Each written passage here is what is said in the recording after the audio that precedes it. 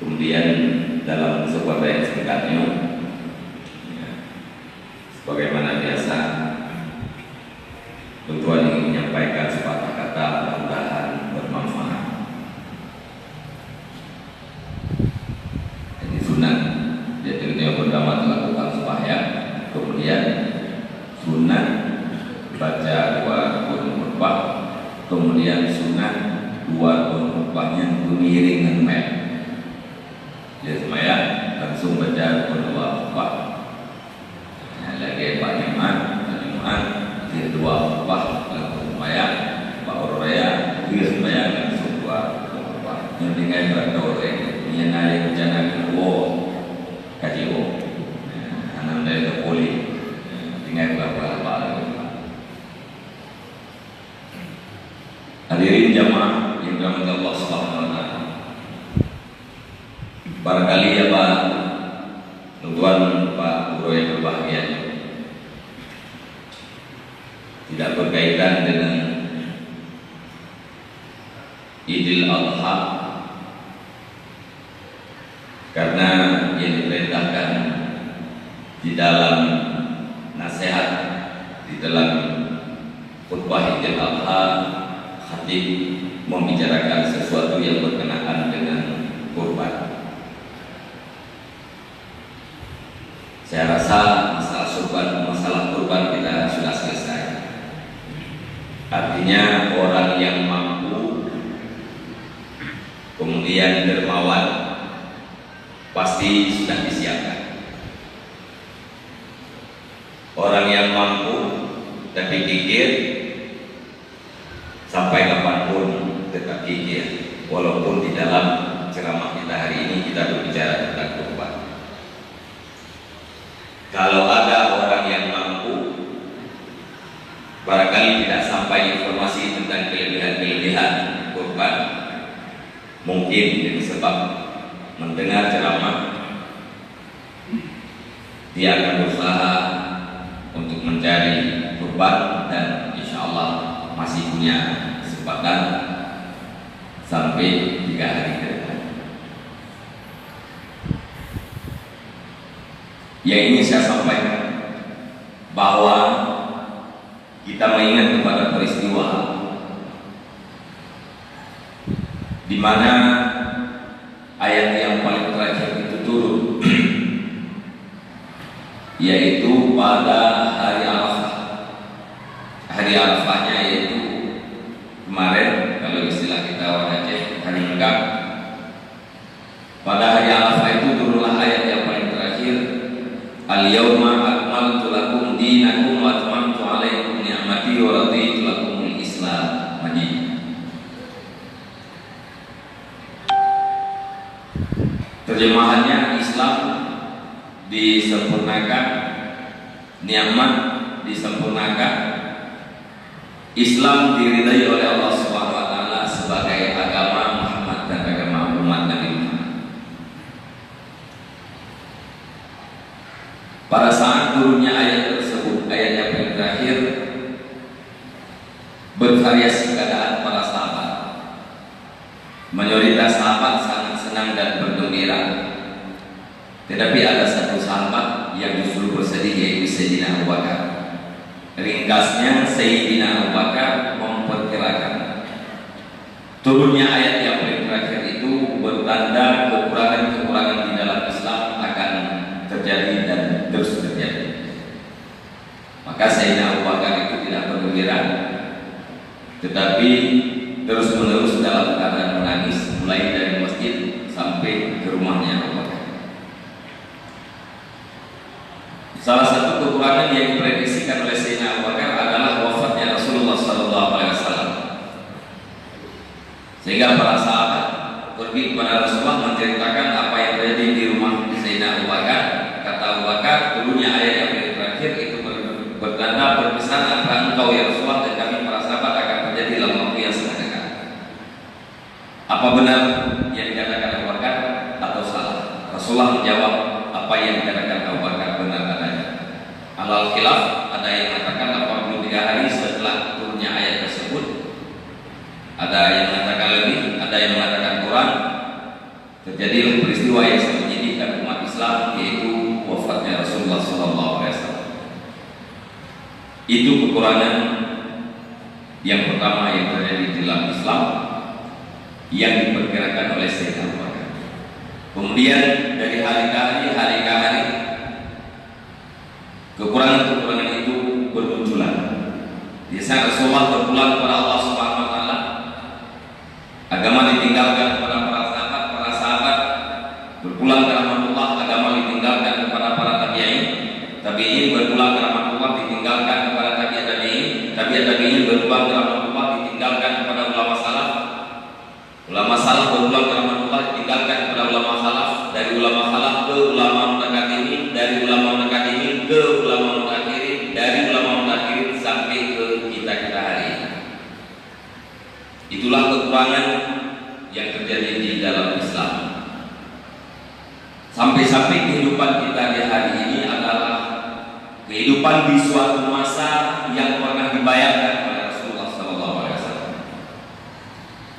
Di mana Rasulullah SAW dalam sebuah hadis bersabda bahwa Islam dan umat Islam itu pada satu masa ibarat daripada hidangan yang berada di meja makan. Dan ini selama ini sangat sering saya sampaikan di dalam khutbah-khutbah Jumat. Barangkali ada di antara hadirin yang sudah pernah mendengar, tetapi saya rasa ini penting. Seharusnya semuanya umat Islam harus tahu dan harus mengerti.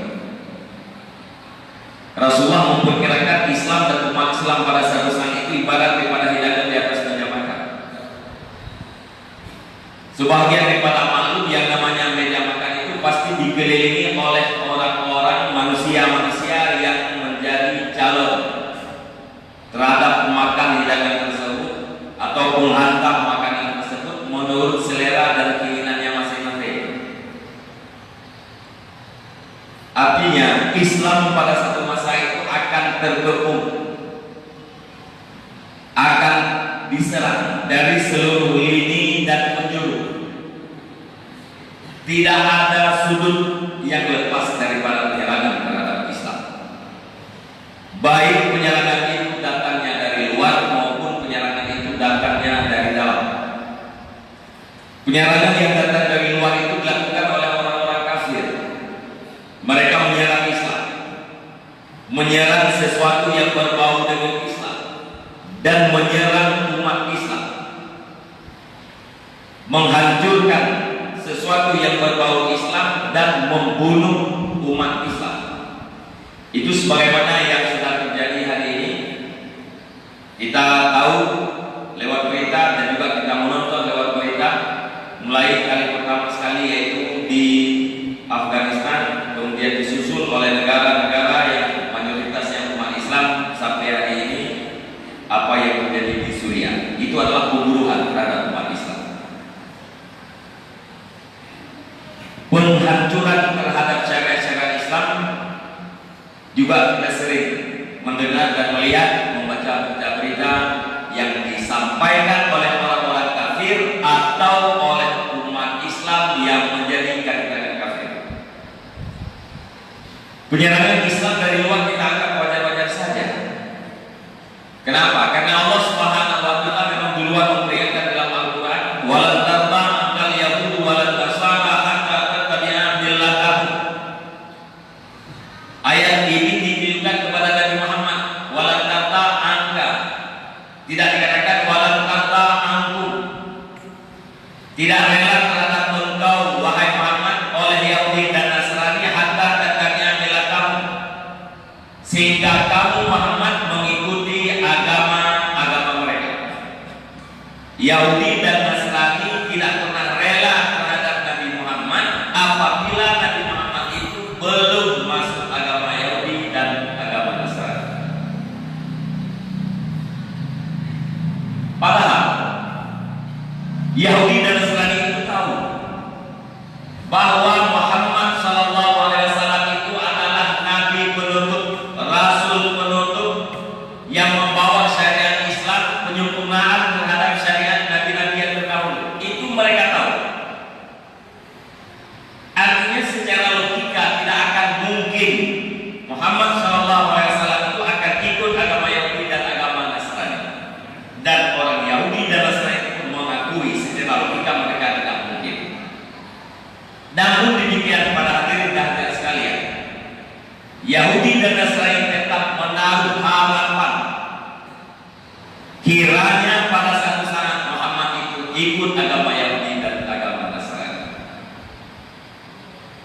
sehingga mereka pernah datang ke Nabi Muhammad. Tokoh-tokoh Mekah, orang-orang musyrik pernah datang ke Nabi Muhammad untuk ajak toleran. Jangan lagi berperang, jangan lagi perdebatan, tetapi saling toleran. Kapan-kapan Muhammad itu akan menyembah Tuhan Yahudi, dan kapan-kapan Yahudi itu akan menyembah Tuhan Muhammad. Damai saja kita Muhammad, jangan lagi berperang. Sehingga turunlah ayat Al-Kafirun, Qul ya ayyuhal kafirun. Katakan oleh Muhammad, wahai orang-orang kafir, la a'budu ma ta'budun, tidak akan aku sembah Tuhan yang kamu sembah.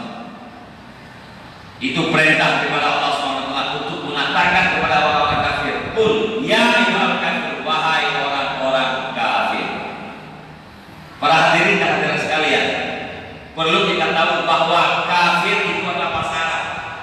Kata-kata kafir bahasa Arab dan bahasa Indonesia sudah diarahkan. Bahasa Arab yang diindonesiakan, artinya bahasa Arab kafirun, bahasa Indonesia kafir. Kalau bahasa Aceh kafir. Selain daripada bahasa Arab, ada juga bahasa yang digunakan non-Muslim. Yang ini saya katakan hari ini ada ajakan dari negarawan, dari tokoh-tokoh negara, agar kita jangan memanggil kafir kepada orang kafir, agar umat Islam jangan memanggil kafir kepada orang kafir. Kata seorang negarawan Indonesia, dalam rangka kita menjaga negara kesatuan Republik Indonesia, jangan kafir sana, kafir sini. Seolah-olah gara-gara panggilan kafir itu bisa meruntuhkan Indonesia. Itu jangan terbodohi oleh kita. Bengun, nah, Islam bengun, bebangai. Itu adalah sebuah bahasa. Di dunia ini manusia hanya dua macam. Pertama mukmin, yang kedua adalah kafir. Selain daripada mukmin kafir, selain daripada kafir mukmin, tidak ada yang ketiga. Kalau kita panggil non-Muslim, itu orang Indonesia memang sering pengaruh bahasanya. Kebodohan tentang bahasa itu sering. Non-Muslim, katakanlah non itu bahasa Inggris, Muslim itu bahasa Arab, juga bahasa Indonesia. Artinya bahasa yang dimulangkapkan. Kalau bahasa Aceh, bahasa Lingla, bahasa bencong, tempat menjauh bahasa Arab dan lain-lain. Non-Muslim itu bukan orang Muslim, bukan orang Islam. Siapa bukan orang Islam itu? Kafir. Jadi dipanggil kafir atau non-Muslim sama saja. Jangan kita umat Islam sok-sok majulah, sok-sok toleranlah, terjajahlah, kita tidak tahu. Itu penting.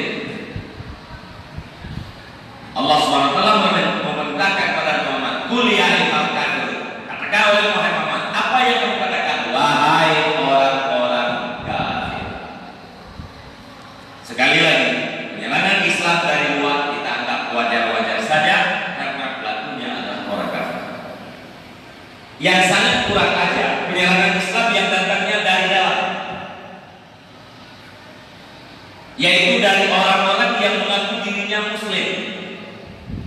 Orang munafik, orang sekuler, liberal, plural, itu adalah penyerang Islam dari dalam. Mereka katanya beriman, tetapi Al-Quran diserang. Mereka katakan beriman, tetapi hadis Nabi itu diserang.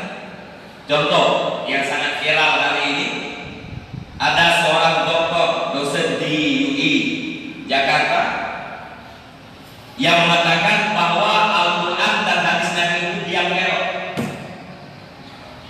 Biang kerok dalam kehidupan itu Al-Quran dan hadis. Kalau kita berpegang kepada Al-Quran, berpegang kepada hadis, negara ini tidak akan pernah aman, kehidupan tidak pernah nyaman, saling akan terjadi bentrok. Yang mengatakan seorang dokter. Dia juga mengatakan LGBT itu halal, kodrat. Kawin laki-laki sama laki-laki, perempuan sama perempuan, sebagaimana yang sudah pernah dilakukan oleh kaum semasa Nabi Lut, yang akibatnya Allah SWT menenggelamkan negeri Nabi Lut. Si dokter itu juga mengatakan Allah SWT tidak berhak mengurus seseorang apabila sudah berada di dalam kamarnya. Di saat manusia sudah berada dalam kamar, itu tidak punya hak Allah SWT untuk mengurus. Apakah dia itu mau lesbian, mau gay, ya terserah mereka, tidak ada urusan Tuhan. Dan si dokter juga mengatakan bahwa hukum-hukum Tuhan itu perlu dikoreksi kembali. Artinya hukum Allah SWT itu tidak lengkap dengan kebijakan-kebijakan dan hikmah. Seolah-olah lebih banyak kebijakan berdasarkan pemikiran dia. Kalau kita tanya kepada si dokter, dokter, kamu beragama apa? Islam atau bukan? Dia menjawab, pasti Islam. Mukmin kamu atau kafir? Saya mukmin. Padahal dia melawan Al-Quran, melawan hadis Nabi. Tidak beriman satu ayat Al-Quran sama dengan tidak beriman dengan seluruh Al-Quran. Tidak beriman dengan Al-Quran sama dengan tidak beriman kepada Allah Subhanahu wa Ta'ala. Ini salah satu contoh penyerangan yang dilakukan dari dalam oleh orang yang mengakunya umat Islam, padahal dia adalah kaki kanan daripada orang-orang kafir.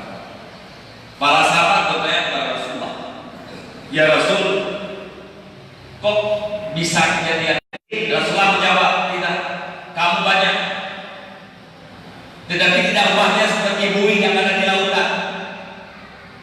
Tidak kuat, tidak istiqamah, tidak berprinsip, tidak berakar ke bawah, tidak berpucuk ke atas. Apabila angin timur datang, buih itu berangkat ke barat. Angin barat datang, dia berangkat ke timur, dan selanjutnya tidak punya kekuatan. Banyak tapi tidak punya kekuatan. Umat Islam banyak tetapi tidak kuat. Kekuatan umat Islam secara individu tidak terkumpul untuk menjadi sebuah kekuatan yang kolektif, sehingga umat Islam terserang dari seluruh lini. Para hadirin dan hadirat sekalian, umat Islam banyak. Kalau istilah sekarang itu mayoritas.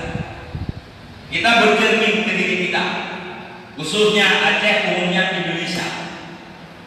Dulu sekitar tahun 80-an jumlah umat Islam di Indonesia 95%. 5% kafir, berpencar di dalam agama Hindu, Buddha, Katolik, dan Protestan, Katolik, Hindu, Buddha. Kalau pada saat itu umat Islam, umat rakyat Indonesia 100 jiwa, 95 Muslim, hanya 5 orang kafir. Itu sekitar tahun 80-an. Kita berterima kasih kepada almarhum fatwa pada saat tersebut. Agama di Indonesia hanya 5, tidak boleh ada agama yang lain. Aliran dalam Islam hanya 2, tidak boleh ada aliran yang lain. Hari ini agama di Indonesia lebih kurang sekitar 9 agama, dan yang paling terakhir agama yang saat di Indonesia adalah agama Syiah, agama Yahudi. Banyak sekali sesudah terjadinya reformasi. Aliran sangat banyak, terjadi bentrok sana sini.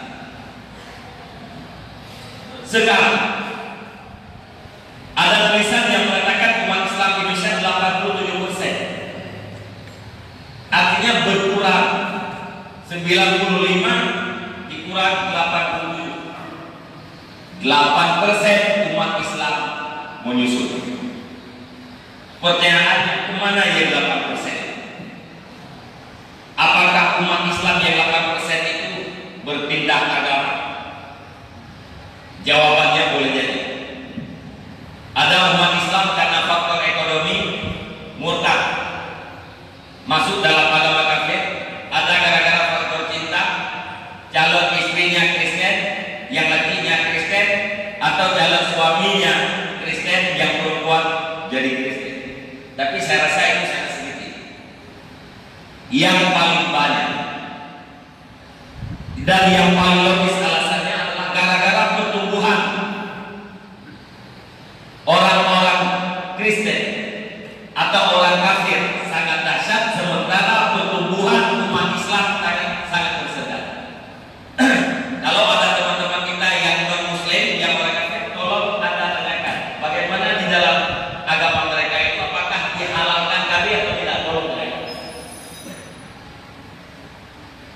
KB itu halal di dalam agama lain atau tidak? Tolong ditanyakan.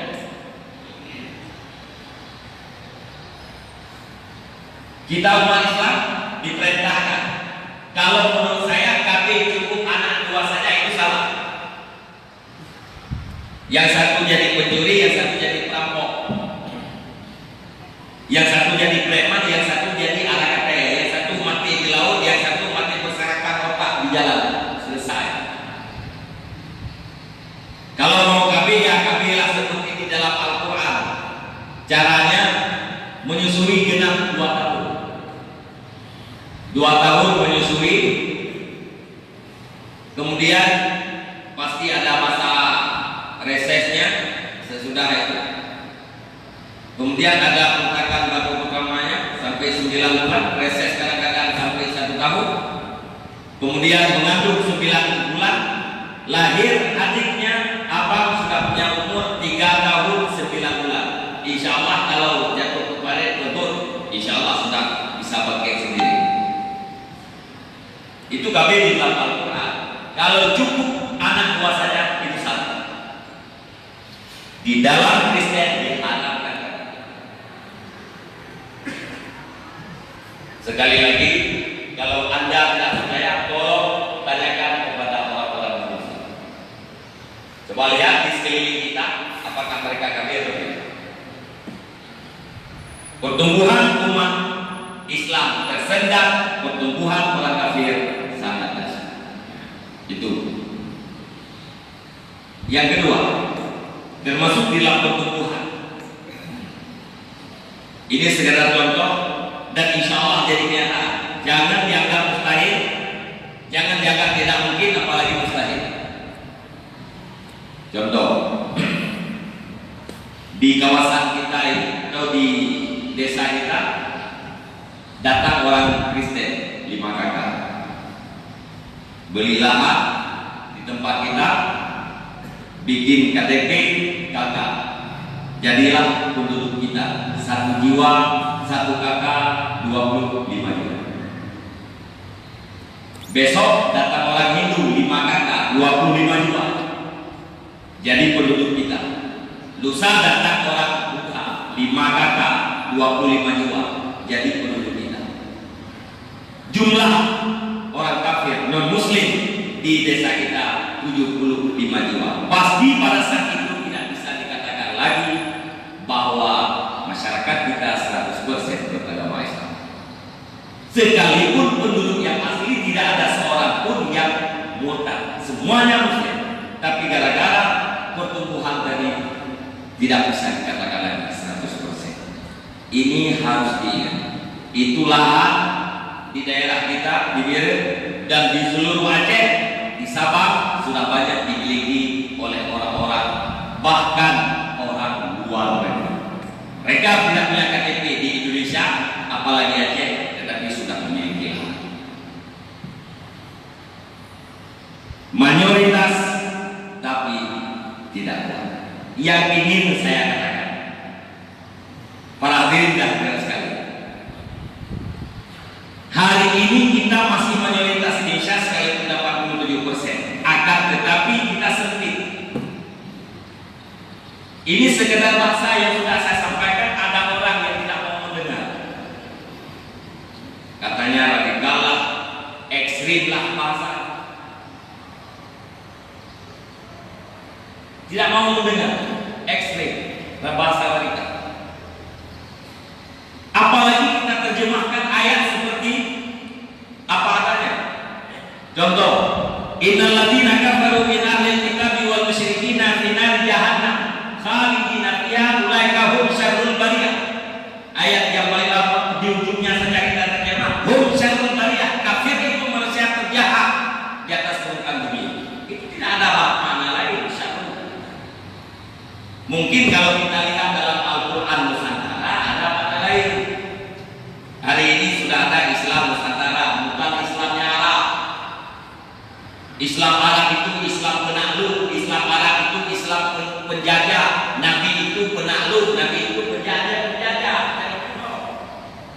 Di sana orang mengatakan Islam Nusantara, bukan Islam Arab. Islam Arab, Islam penakluk, bahasa lain.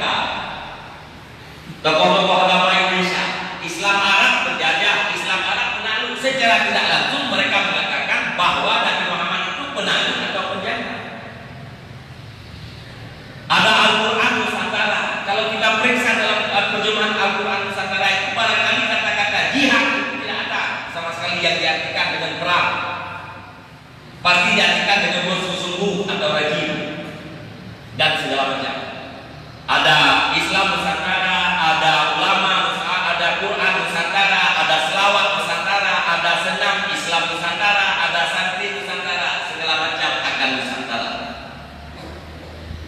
di Indonesia.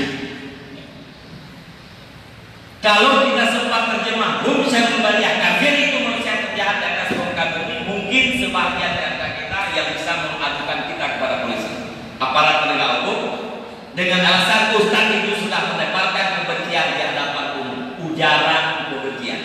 Kalau dikategorikan ujaran kebencian itu ustaz akan berhadapan dengan hukum, insya Allah akan duduk dalam penjara. Fakta yang kita sampaikan hari ini, tapi bisa dijadikan sebagai fakta untuk duduk di dalam penjara. Padahal itu adalah fakta, bukan hoax, bukan fitnah belaka. Ada orang yang bangga dia sebagai PKI. Ada orang yang mengatakan PKI bangkit di Indonesia. Ada buku yang mengatakan. Ada ustaz yang menyampaikan tentang dia. Dia menganggap itu adalah pencemaran nama baik. Ustaz itu sekarang sedang berada di dalam penjara. Para hadirin dan hadirat sekalian, kenapa ini bisa terjadi? Karena kekuatan. Kekuatan itu kapan terjadi? Di saat punya kekuasaan. Kekuasaan di negara yang demokrasi adalah gara-gara politik. Jangan lepaskan agama dengan politik. Kalau umat Islam melepaskan agama dari politik, umat Islam akan dijajah oleh para politisi yang tidak cinta terhadap Islam. Ya, tidak pernah kenal kamu ribut. Tidak pernah kenal yang kamu tenau. Karena itu macam-macam lain, macam-macam partai. Perindu nama, perindu. Partai perindu nama hebat Islam. Ayo nama Islam. Perindu aja. Bahaya. Hidup nak kau yang tu ni kau yang mana bahaya. Oh, nyo politik hanya sekitar 5 tahun. Iya, sekitar 5 tahun. Anak kita. Kalau dulu anak kita diselamatkan dari komunisme, diselamatkan dari marxisme, marxisme oleh negara. Lewat TAP MPR S66 haram PKI di Indonesia, pasti anak kita selamat dari PKI gara-gara negara. Hari ini TAP MPR S itu sudah dicabut. Orang tua harus menyelamatkan anaknya dari komunisme oleh dia masing-masing. Orang tua masing-masing harus menyelamatkan anaknya dari komunisme. Kita lihat, semua orang tua tidak mau anaknya terjerumus dalam narkoba. Semua orang tua tidak mau anaknya terjerumus di dalam pergaulan bebas, tapi nyatanya ada anak yang terjerumus di dalam narkoba. Tapi kalau anak kita diselamatkan oleh negara, pasti diselamatkan. Ini harus tahu umat Islam di Indonesia. Jangan hanya gara-gara penampilan, gara-gara pencitraan, sok tahu, sok terber,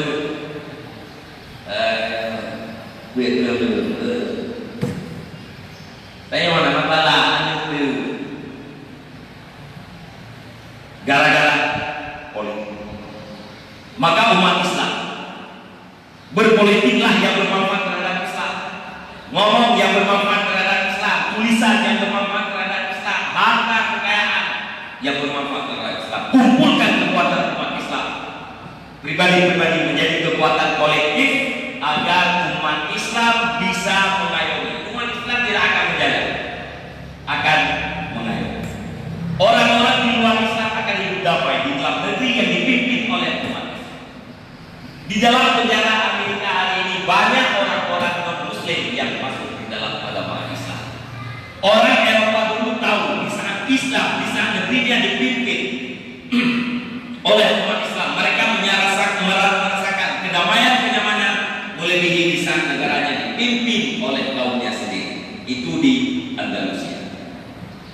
sudah terbukti. Jangan kita terkecoh.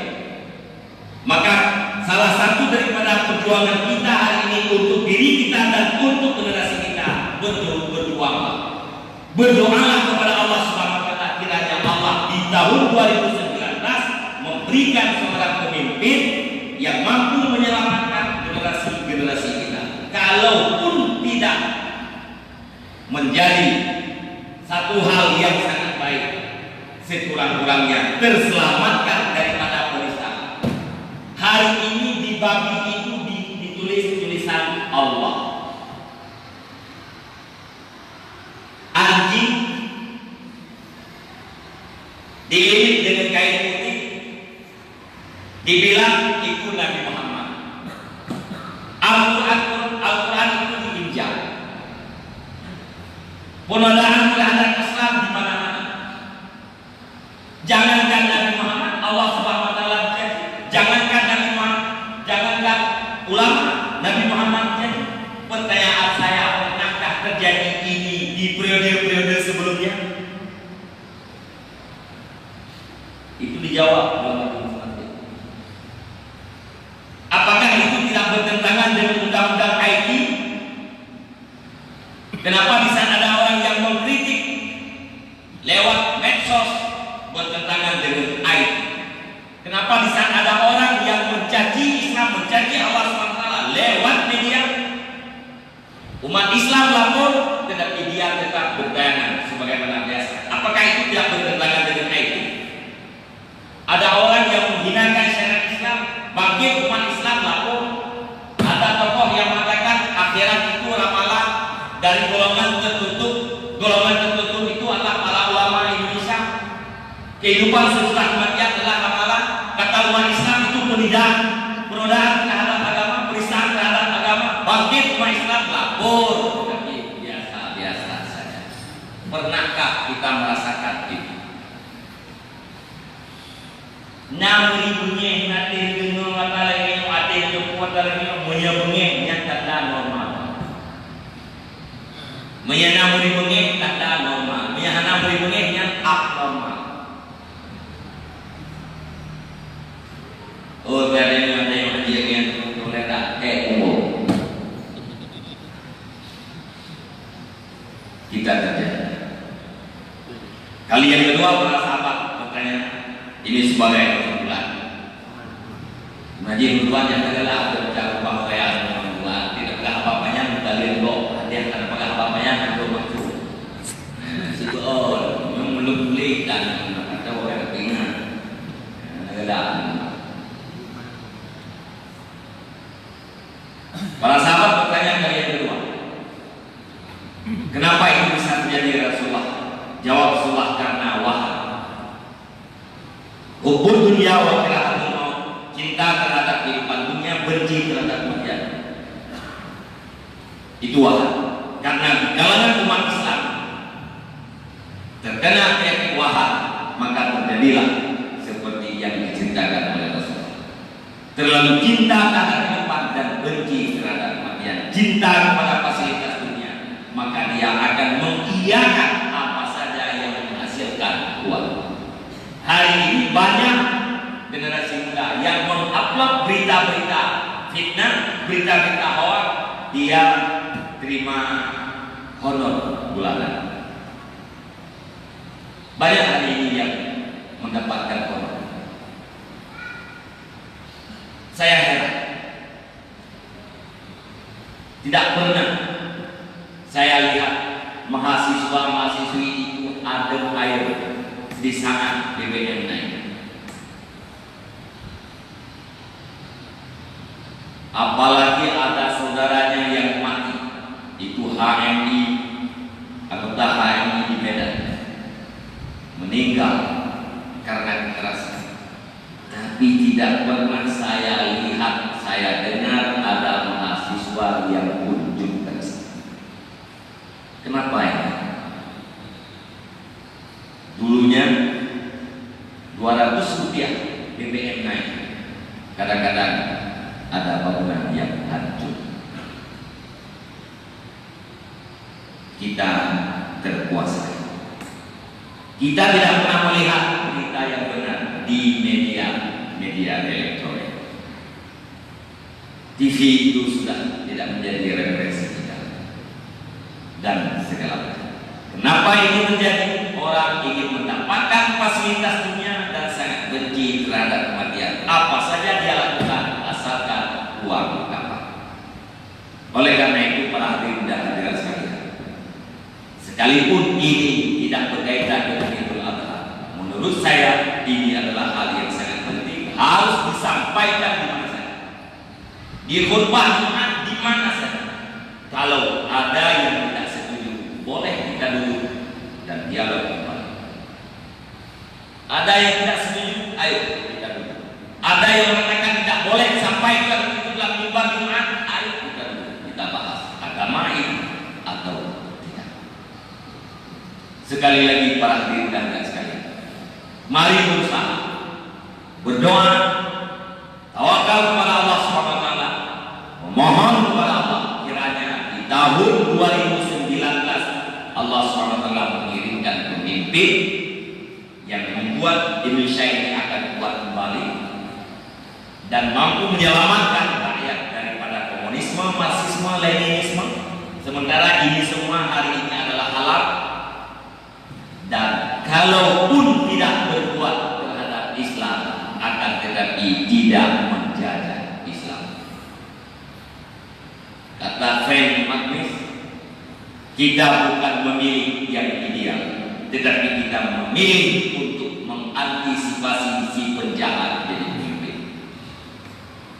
Bukan memilih yang ideal, tetapi kita wajib memilih untuk mengantisipasi agar orang jahat tidak jadi pemimpin. Hadirin dan hadirat yang dirahmati Allah, semoga kita semua berada dalam hidayah. Allah SWT menampakkan kepada kita kebenaran itu benar, kesalahan itu salah, dan berikan taufik kekuatan untuk mengikut yang benar dan meninggalkan yang salah. Terima kasih. Usikum menasihi taqwa Allah. Wassalamualaikum warahmatullahi wabarakatuh.